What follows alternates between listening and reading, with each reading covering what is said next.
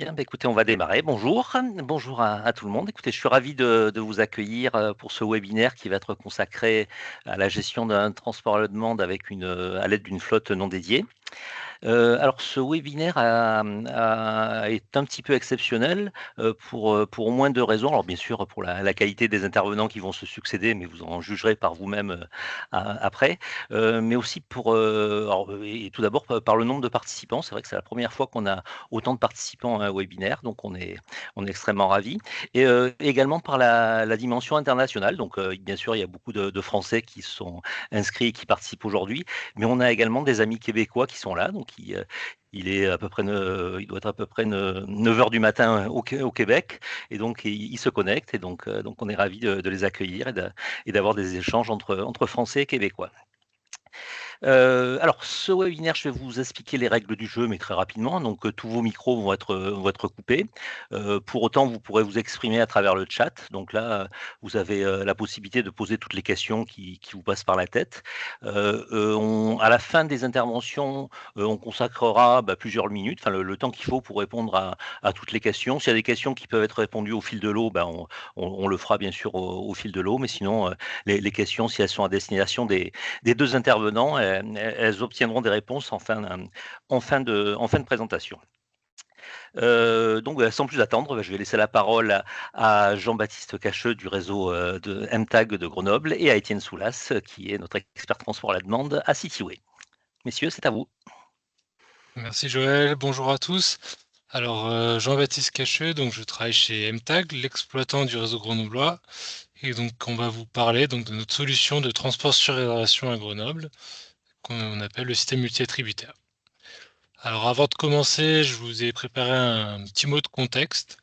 Donc Grenoble, donc on est sous l'autorité organisatrice, donc la partie collectivité qui finance et qui organise, c'est le SMAG, qui a un réseau commercial qui s'appelle le M-Réseau. Et donc moi, je travaille pour le troisième, ce qui est l'exploitant d'une partie de ce réseau, puisque le SMAC s'est étendu sur 2 agglomérations. Moi, je vais rester sur l'agglomération grenobloise, et donc il comporte 49 communes pour 450 000 habitants. Comme ça vous donne un peu une dimension de notre agglomération. Sur ce réseau, on enregistre 90 millions de voyages par an.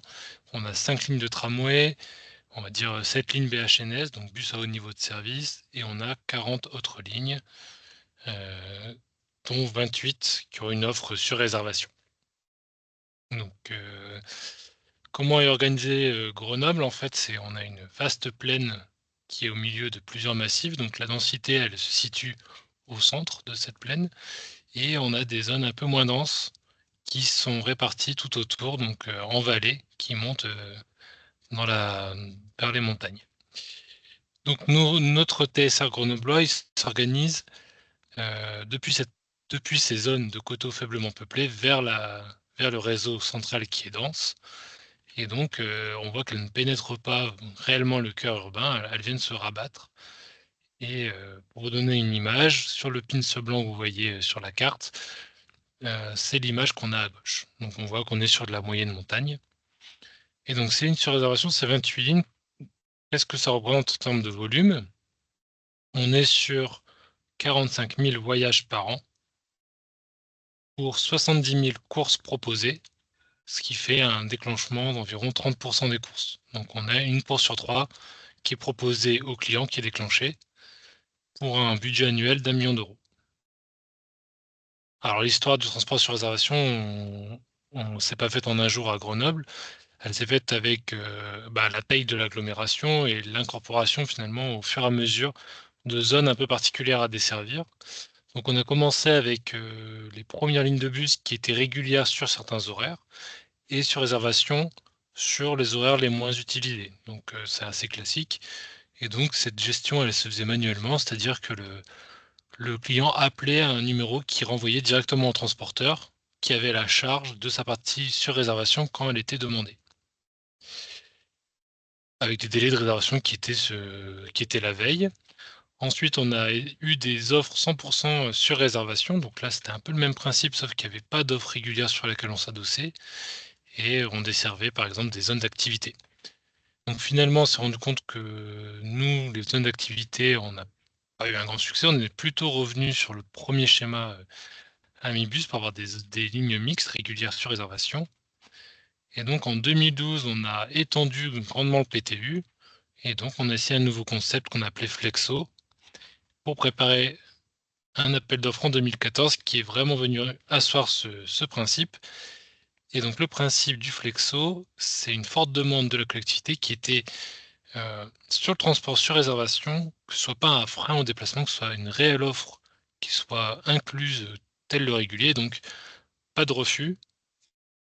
Réservation jusqu'au plus proche du départ, donc on fixait à 2 heures avant et on voulait aussi adapter le véhicule à la demande, c'est-à-dire ne pas envoyer un grand bus quand, il y a très peu de réservations et ne réserver les grandes capacités que lorsqu'il y avait des groupes. Donc c'est que toutes ces contraintes, ces volontés de l'agglomération, ça a fait ça a fait naître le système multi-attributaire et donc le système qu'on va appeler SMA.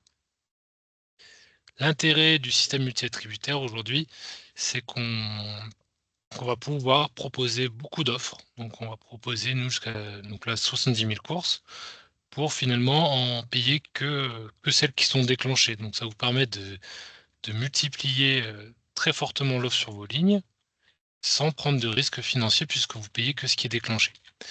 Et en même temps, dans notre organisation, on a réussi à faire ça sans moyens dédiés et avec zéro refus, en réservant jusqu'à 2 heures avant. Et aujourd'hui, on a une fiabilité qui est haute puisqu'on réalise toutes les courses qui sont commandées. Donc quand on la rapporte au voyage, la solution, elle est quand même coûteuse. Par contre, elle est beaucoup plus abordable à la course proposée. Alors comment ça fonctionne le système multi-attributaire? Donc, on l'a vu, on n'a pas de moyens dédiés. Donc on n'a aucun transporteur qui est titulaire d'une ligne et donc finalement, chaque course qui est proposée sur chaque ligne va être, ça va être comme une bourse. Donc on va la proposer à un panel de transporteurs qui ont été préalablement définis et donc ces transporteurs vont pouvoir ou non accepter de réaliser l'offre. Et donc pour, trouver ces transporteurs, on passe par, un accord cadre et donc c'est un enrôlement qui se fait quand même par la procédure d'appel d'offres. En tout cas, c'est comme ça que nous l'avons imaginé. On a dit qu'on voulait également adapter, le véhicule à la demande. Donc pour chacun des transporteurs et pour chacune des lignes, un ou plusieurs transporteurs vont pouvoir proposer différents prix avec différents types de capacités. Donc nous, à Grenoble, on a divisé la capacité en 4 types. Donc on a le type 1, véhicule léger jusqu'à 4 places. Le type 2 qui sont les véhicules, jusqu'à 8 places puisque en France, ils ne nécessitent pas de permis spécifique. Et après on a les types minibus et autocars, donc là avec, des prix qui peuvent être plus importants, heu et donc avec plus de place. Ici, chaque transporteur donc remet une offre pour chaque ligne et pour chaque type. Il peut répondre, par exemple, si je suis un artisan taxi, je vais répondre qu'au type 1.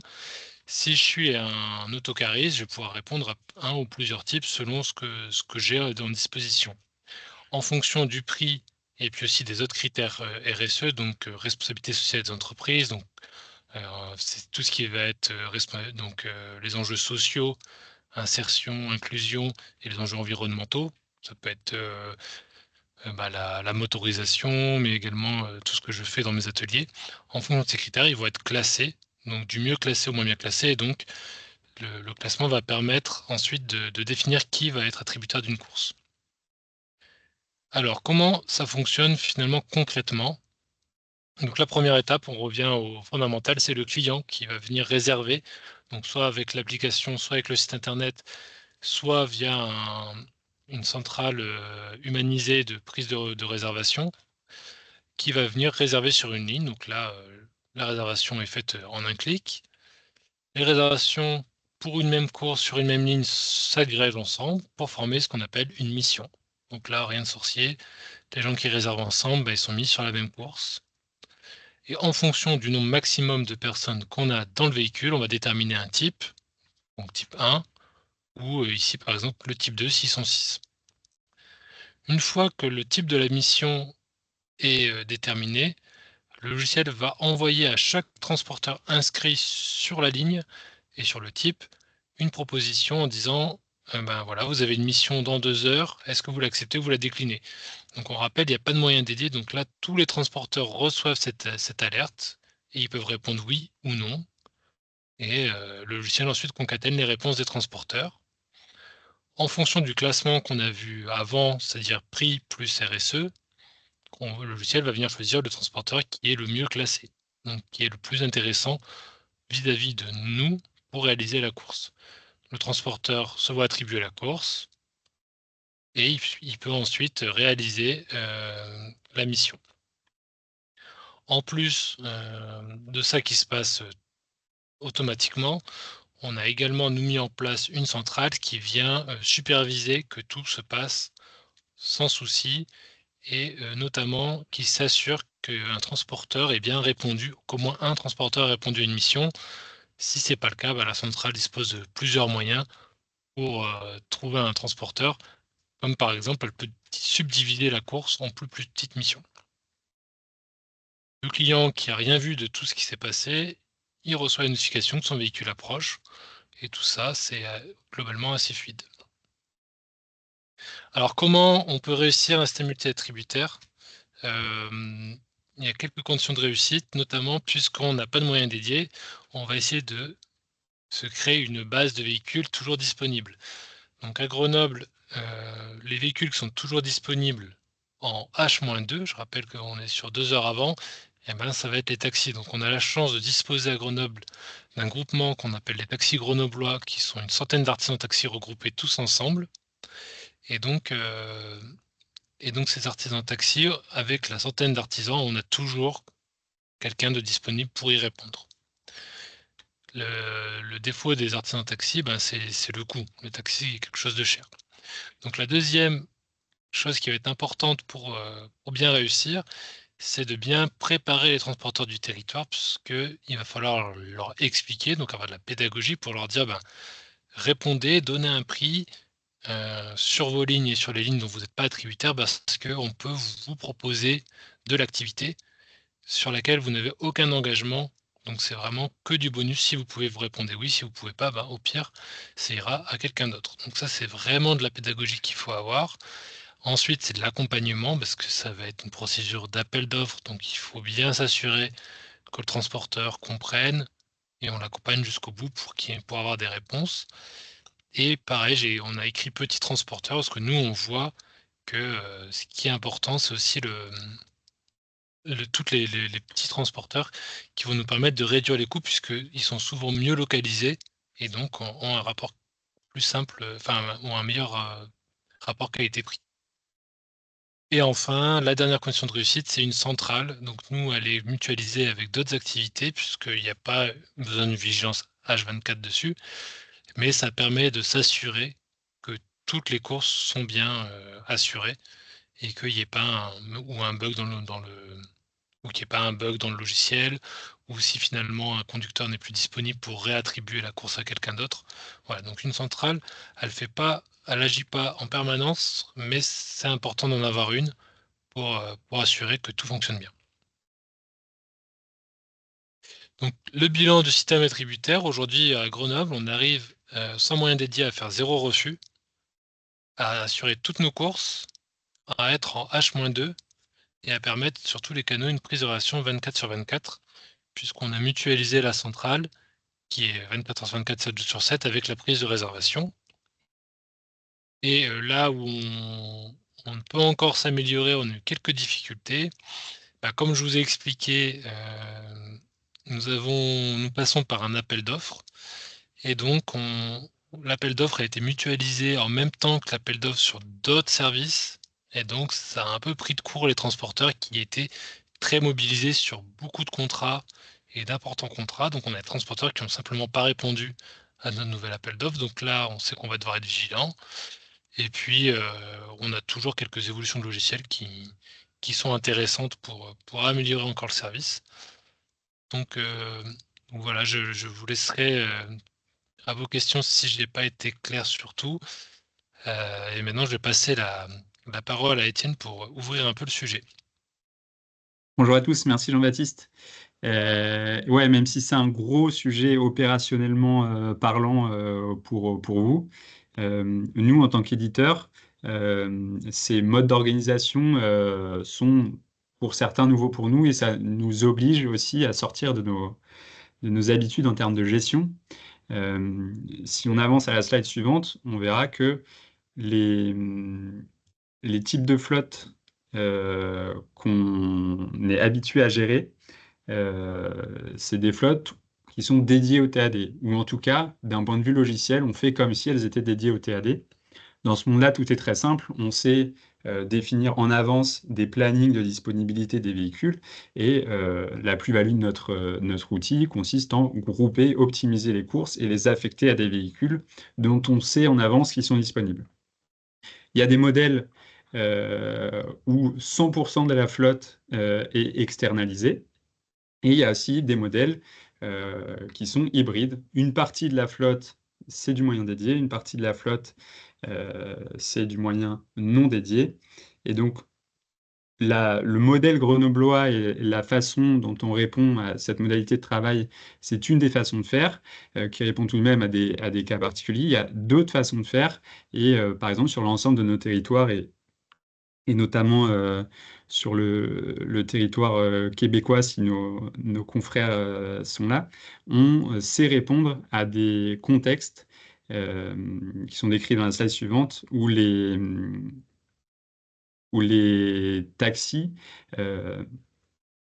opèrent principalement pour leurs courses privées. Mais nous, on va venir en tant qu'éditeur proposer de s'interfacer, de se greffer directement dans leurs outils. Qu'est-ce que ça implique? Alors, Jean-Baptiste, c'est vrai, l'a pas forcément dit pour le cas des taxis grenoblois, mais dans le cas des taxis et du système multi-attributaire grenoblois, on fournit à l'équipe de Jean-Baptiste qui ensuite fournit aux conducteurs une application mobile, une application CityWay qui est installable sur des tablettes ou des plateformes ou des smartphones, application via laquelle les conducteurs pourront être guidés et recevoir la liste des prises en charge et des déposes des courses de transport à la demande. Parfois, les taxis ont déjà des outils pour leurs courses privées, n'ont pas forcément vocation à démultiplier les outils. Et dans ces contextes-là, on peut juste greffer avec des outils existants. Pour eux, c'est transparent. Ils voient les courses de transport à la demande s'insérer au milieu de leurs courses sur réservation. Et l'intégration au sein des écosystèmes digitaux métiers, elle est complète. Et donc, c'était juste une ouverture d'esprit pour se dire que nous, en tant qu'éditeurs, notre gros challenge, c'est celui-là, c'est comment on fait en sorte que vous puissiez, en tant qu'exploitant, opérer avec des flottes dédiées ou hybrides? Comment cette opération, elle se fait en termes organisationnels de la façon la plus fluide possible? Euh, et donc, pour ça, nous, on a plusieurs réponses outils, dont celle de Jean-Baptiste, mais dont d'autres qui permettent de s'interfacer directement avec les systèmes des transporteurs. Merci beaucoup. Si vous avez des questions, on est à votre écoute. Merci Étienne et merci Jean-Baptiste. Effectivement, on va passer à une séance de questions, mais je pense déjà que maintenant, l'acronyme SMA n'a plus aucun secret pour vous. Les questions qui ont été posées, alors c'est bien, il y a des questions qui ont été posées et d'autres participants qui ont répondu dans le chat, donc vous êtes en totale autogestion, c'est parfait, hein. Donc effectivement, le temps de réservation est bien de 2 heures actuellement. Alors, il y avait une autre question justement sur la réservation. Est-ce qu'il est possible de réduire ce délai de réservation à 1 heure ou est-ce le délai minimal qui est mis en place aujourd'hui? Jean-Baptiste, si tu peux répondre déjà à cette question. Alors plus le délai sera contraint, forcément plus vous mettrez la contrainte pour, trouver votre exploitant. Donc nous, 2 heures, c'est ce qui nous semblait le minimal pour avoir, le temps de réaliser le cycle d'interrogation des transporteurs, mais il peut être, tout à fait, modifié, soit en raccourcissant le temps de réponse des transporteurs, ou alors on peut imaginer de l'allonger pour avoir des meilleures offres, d'exploitation. C'est-à-dire que si je mets 48 heures avant, j'aurai forcément plus de transporteurs disponibles que 2 heures avant et encore moins qu'1 heure avant. Donc ça va dépendre vraiment de la capacité de vos transporteurs à répondre. 1 heure avant, ça me paraît, très ambitieux si c'est pas des moyens dédiés puisqu'il faut quand même le temps d'attribuer, que le transporteur s'organise avec son conducteur, plus le temps du haut-le-pied pour atteindre le départ, mais pourquoi pas, hein, si c'est une agglomération qui est pas trop étendue, c'est il n'y a pas d'impossibilité technique en tout cas. D'accord. Alors, 2 questions qui sont relatives au coût du service. Une question, qui concernait le coût moyen au kilomètre et une autre, on va faire d'une pierre deux coups, une question qui était posée par Gilles Noué, savoir, est-ce que finalement avec ce système les courses, selon le jour et l'horaire, peuvent avoir un coût différent? Donc, Jean-Baptiste, je te laisse répondre aux 2 questions en même temps si tu veux bien. Alors le coût au kilomètre, je l'ai pas. Nous, on a le coût plutôt le coût au voyage, on va dire. Donc on est sur un coût de 20 € le voyage, donc on est quand même assez cher, mais sur du transport sur réservation, on est toujours, sur un coût qui est élevé et un coût finalement de la course proposée dans l'offre qui est moins cher, qui est à 14 € par, course proposée. Donc là, on revient sur des prix qui sont quand même beaucoup moins chers que ce qu'on pourrait faire en régulier. Mmh, Ça d'accord. dépend de quel côté on le voit. C'est vraiment Mmh, un système qui permet comme j'avais dit au début, on déclenche qu'une course sur 3. Ça permet d'étendre votre offre et de surtout, voir là où vous avez du répondant pour ensuite, quand une course est trop déclenchée, bah, la repasser sur un système régulier et avancer comme ça de proche en proche sans prendre trop de risques. mmh, d'accord. Et Il y sur avait le éga coût de la Pardon. course, pardon, Ah oui, Joël, pardon. j'ai oublié de répondre à Oui, cette partie. Du excuse-moi. coup, oui, ça va dépendre du transporteur qui répond. Oui, vous avez des transporteurs, ben, si le transporteur le moins cher dans votre réponse se manifeste pas sur une course, vous allez prendre le suivant qui est peut-être un peu plus cher. On peut avoir, des prix, qui peuvent être, de 35 € la course à 70 €. Ça peut être du simple au double. D'accord. Et enfin, j'en profite de poser une question. D'ailleurs, tous les transporteurs qui ont répondu à ton appel d'offres, ils ont été retenus quel que soit leur prix ou il y en a quand même qui ont été éliminés? Non, ils sont tous retenus. D'accord. Heu, ils ont ah bah, non, ça, il y en a un qui a été, sur une ligne, on en a, exclu un, qui était complètement délirant. Heu, mais en général, oui, c'est un cas particulier, mais sinon ils ont tous été retenus puisque, dès qu'ils dépassent le prix des taxis, de toute façon, ils seront jamais appelés sur la capacité, sur la petite capacité. OK, merci. Alors une autre question, alors j'ai vu que tu avais répondu dans le chat, mais si tu veux compléter, enfin ou la préciser ta réponse. Donc la question celle portait sur les horaires les horaires de fonctionnement du service et savoir s'ils étaient, distincts ou calés sur les horaires de fonctionnement de la centrale pour que la supervision soit optimum. Mais alors comme on est sur 2 heures avant, on a des courses qui peuvent démarrer tôt, à 5 heures du matin, donc la centrale, bah, réalise ses missions, dès 5 heures, enfin dès le début des activités et après, les réservations sont 24/24 en humanisé téléphonique, donc la centrale est toujours disponible finalement. Donc on n'a pas d'heure d'ouverture. D'accord. Une autre question, donc s'il y a un refus de tous les transporteurs, d'assurer, une course, est-ce qu'il y a des recours possibles? Alors Vu les stats, j'ai l'impression qu'il y a jamais de refus de toute façon donc on fait pas de refus,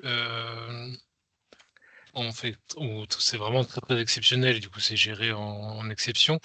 On va aller appeler les transporteurs qui sont inscrits sur la ligne pour leur dire, ben: «Est-ce que vous êtes vraiment pas disponible?» si on a vraiment du refus et donc en général, c'est quand on dépasse, les 4 personnes, hein, quand on est au-delà du type taxi et si vraiment on n'a pas de réponse, on va venir découper la mission en plusieurs sous-missions qui vont être, reproposées au type plus petit pour essayer d'assurer la course. Donc il arrive qu'on puisse envoyer, plusieurs taxis. très bien. Une autre question, est-ce que tous les véhicules, donc des artisans taxis ou des groupements de taxis sont équipés de systèmes billettiques?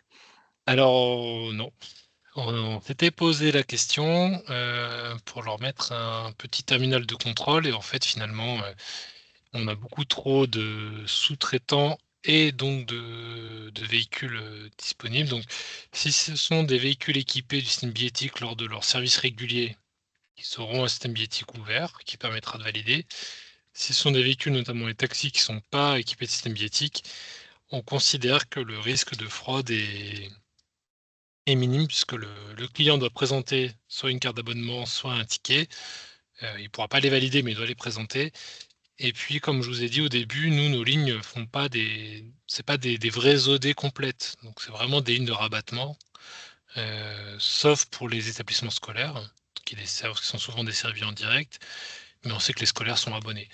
Donc, entre le risque de fraude qui était faible et le coût d'équiper chaque sous-traitant, on a préféré faire confiance aux clients et de ne pas équiper de système billettique. Les statistiques sont donc réalisées via l'outil de réservation qui permet facilement d'avoir accès à toutes les statistiques puisqu'on connaît l'heure de montée et le lieu de descente de chaque client. Donc on n'avait pas besoin de la billettique non plus pour ce niveau-là. D'accord. Par contre, tous les sous-traitants sont équipés, enfin font de la vente à bord, si le client n'est pas en moyen de te présenter un titre ou une carte. Alors je vois que l'heure tourne, on va prendre une dernière question, puis pour les autres questions, de toute manière, il y aura des réponses qui seront mises au fur et à mesure, hein, dans le chat. Enfin, on répondra bien sûr à toutes les questions, mais là, je vois que l'heure tourne. Alors, une dernière question. Est-ce que la centrale joue un rôle dans on va dire, la stimulation des transporteurs lorsque aucun artisan de taxi répond à une sollicitation de service? Enfin, si j'ai bien compris la question, hein, pardon. Les taxis répondent toujours. Il y a pas de D'accord. c'est Et la centrale, ils acceptent toujours les taxis, il y a aucun jamais de refus des taxis, parce que je pense qu'on est des très bons payeurs et que ça leur fait une activité, complémentaire qui est très importante pour les artisans de taxi. Hem, donc les taxis répondent tout le temps. Là où on n'a pas de réponse, c'est quand on va mobiliser un type plus important, donc là on va dire ensuite on va venir la centrale va venir diviser en soumission si on ne trouve pas un transporteur disponible. Mmh. Voilà. Ce qu'il faut savoir, c'est que pour les groupes, on peut pas réserver pour plus de 4 personnes à la fois en ligne et si je veux réserver pour plus de 4 personnes, nous on demande, d'anticiper la réservation à 48 heures, justement pour éviter les effets de groupe. Donc les seuls groupes qui se constituent au dernier moment, finalement, sont les sorties scolaires lorsqu'un prof est absent ou, donc c'est quand même relativement rare et c'est facile à repasser en régulier quand on voit que c'est récurrent. C'est vraiment, pas un outil, fixe, hein. C'est des lignes qui sont hybrides, donc régulières d'une partie, sur réservation sur une autre partie et donc vraiment on a une bascule de l'un à l'autre puisque, à partir du moment où le système sur réservation nous coûte plus cher que le passage en régulier, ben, tout incite à repasser la course en régulière. Voilà. Par contre, répondre à un groupe exceptionnel, ça pose pas de difficulté particulière. D'accord. Bon, bah, je suis désolé de ne pas pouvoir qu'on ait le temps de répondre à toutes les questions là, mais comme on s'engageait à rester sur ce format d'une demi-heure. De toute manière, enfin, toutes les questions, hein, auront une réponse, hein, dans le chat qui seront mises. À l'écran, là, vous avez les coordonnées et de mail le courriel de Jean-Baptiste et de Étienne. Donc, si vous avez des questions à l'un ou l'autre aussi, n'hésitez pas pour poursuivre les échanges. De la même manière, si vous avez un besoin d'échange approfondi ou un besoin de démonstration sur nos solutions de transport à la demande ou sur d'autres solutions, bah, côté Québec, moi je suis à votre disposition. Dans le chat, hein, vous avez mes coordonnées. Et côté France, c'est Nadège Chevalier qui est également à votre disposition. Hein, donc n'hésitez pas à la solliciter. Et ses coordonnées sont également dans le chat.